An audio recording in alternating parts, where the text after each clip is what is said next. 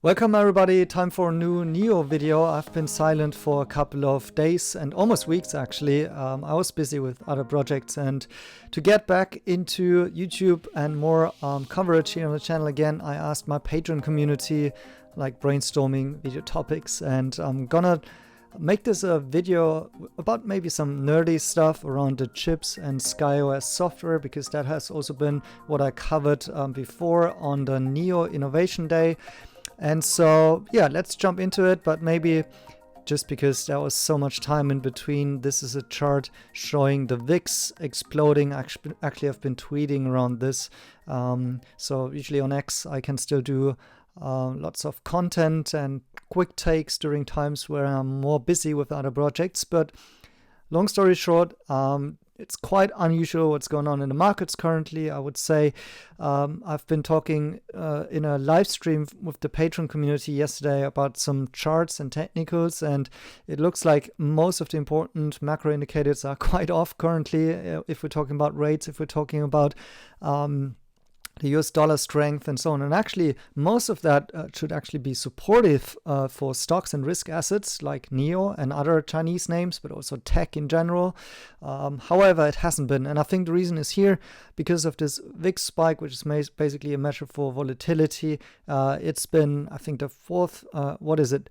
I didn't name it here, but it's after the financial crisis and the COVID crash. This has been the largest sprint within those last couple of years. So that's showing you how unusually what's happening in the markets currently with the yen carry trade unfolding and geopolitical events. But now back to NIO. So much for why we see lots of broken stocks there, going below support levels and so on. We need to really focus on the fundamentals here, I would say, despite we have to also acknowledge that currently the sales data, which is fine for NIO, is actually not helping the stock price. So you see the fundamentals are detached from the stock price. But, let's see what NIO is building under the hood here. And the question here by Joseph is, possibly selling chips and SkyOS to other car manufacturers. What's the likelihood here? What could be the revenue streams? What could be the monetization? And yeah, I'm going back to this chart, which was around the NIO Innovation Day, where they said basically, what's the status quo of the automotive industry and what NIO strives to do. So basically, NIO is reinventing a whole operating system that is connecting hardware and software, and it is making different strides here. So in the past, you had middleware like AutoSAR, which is used in order to steer all of the ECUs and other chips within the car. That has been provided by third parties to car manufacturers and OEM, and also for the customer-facing interface, like what you see at the display. Essentially, it's oftentimes been built on QNX, Android, and Linux. Even Tesla is doing that. Even some of the more advanced EV or other OEM in China are doing that today. And NIO is going one step further and say, look, we need to own the whole hardware stack with SkyOS, and that's why they bring out their own kernels. By the way, I think it's a misunderstanding out there that the NIO kernel of the SkyOS is built on Android. Parts of that front-facing, I think, to my understanding, is still building around some forks of Android here. However, the core, and that's what NIO emphasized here, what is supporting the safety, latency, and so on, that's all built by NIO themselves now. And we have other ecosystems like that in China, and but not to the extent as NIO is. At least that's what they pitched us. So it now needs to, first of all, prove itself as how valuable this new integration and vertical integration is at this point in time with what NIO is doing here, and how much better it is than other software out there. And then I think this could very well go into other cars as well. We've seen NIO talking about that they want to create also an open web standard for the native apps.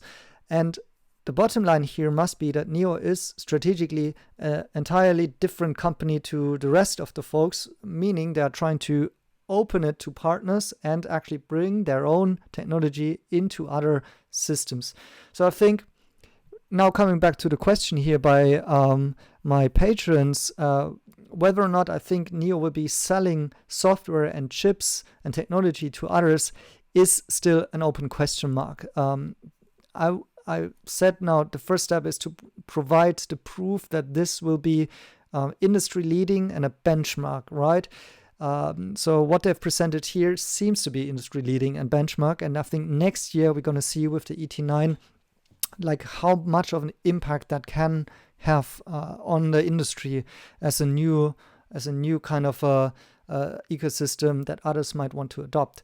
Now, the second point here, like what could be the first step for others to pay NIO for this, will be, in my opinion, what's currently happening with the battery swapping partnerships. So, of all of these partnerships they're currently establishing, which I think might involve something like software, like SkyOS and chips in the future, but not necessarily. But that's the opportunity there. I think those partners would be the most realistic other OEMs to think about adopting this software level of NIO here. Then we would see to which degree that's necessary. So you don't need actually to have, let's say, the NIO self-developed chip that is going into the cars. You may not need the NIO front-end facing capabilities in your cars, but possibly you want to cross out AutoSAR and use NIO as a middleware, if it's possible, like the NIO SkyOS, if that's possible to be used. So one way this could work out is in the partnerships for battery swapping for all of these new cars that are now being developed in these partnerships, that they might adopt some points of the software by NIO and maybe also in the next step some bits of the hardware. Where I think this is most likely to actually end up is Forseven. So this is an Abu Dhabi-backed venture here. They're trying to, it's very cryptic, they're trying to develop a new car company based in the UK. And we don't know exactly what they're going to do, but we know that their investors are the same investors that are now owning more than 20% of NIO. And we also know that this company has an agreement with NIO to license its technology. And technology being open there, I think it might include software and hardware. And so I think this might be the most important case to watch. I think Forseven might be the first one to give NIO royalties for hardware and software, and it may actually even take up the automotive chips. So I think that might be the first application case if NIO were to sell it to others. I think Forseven might be the client here, because we've seen this official statement that they might, not only might, that they will license the technology by NIO, and it's seemingly on the same positioning, right? Whereas some of the other battery swapping partnerships that I just mentioned, they possibly are more mass market focused. We'll see what kind of cars they're going to bring out on this NIO platform. So for Forseven, I think they might actually provide a substantial amount of royalties to NIO here. And I think that's the case because if you just look at what Volkswagen or some of the Korean automakers are currently, or Toyota are currently announcing how many billions they are going to spend in order to get to the transition right to EV. So in terms of Volkswagen, we are speaking of 70 billion euros. And that's obviously mostly going to something like, getting the software right, getting the hardware right, and upgrading all of their technology stack. So, of course, Forseven is more a startup, and it might be a little smaller scope, but I would say the technology that NIO has basically demonstrated and shown here at NIO Innovation Day, and that's going to be in a demo car named ET9, I think is worth on paper billions of US dollars just for one company to acquire it in terms of licensing it, using it, and so on.